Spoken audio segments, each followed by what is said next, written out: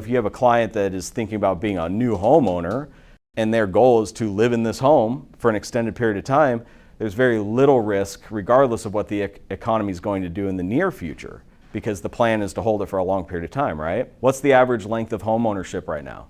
You guys know? It went up. It's almost 11 years right now. It's the average length of ownership. It used to be 7 years for the longest trend times, but now it's 11. And so it's fascinating that the average homeowner is staying in their homes longer, and that obviously has something to do with inflation, and the cost of living is more today, so, they're staying, which totally makes sense. Yeah.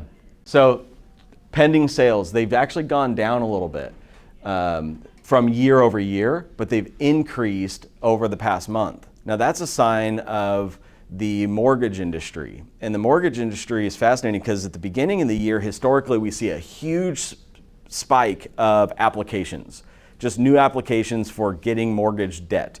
These are the people that are thinking about it, and usually what they'll see in like January and February, the peak of the year shows up. And then over the next 90 days, 120 days, we see a mass influx of buyers coming to the market, which we always call the spring rush.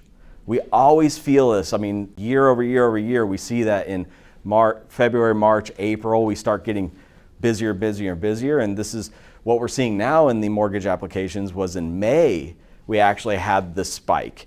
At the beginning of the year, it kind of curtailed and went downward. There's a lot of downward pressure on applications, and there's a lot of belief that it was the tariffs and just economic woes with our president in chief and what they're doing.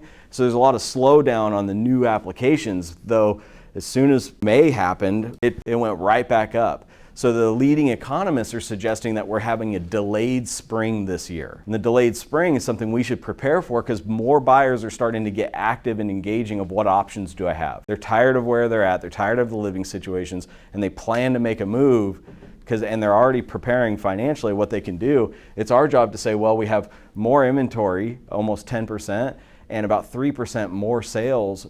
More people are buying homes right now. You can see the trends are moving up. Okay, it's not down. We're still in a competitive-based marketplace. Closed sales increased 7.3% from last month. Again, just naturally, you can see the volume is increasing here.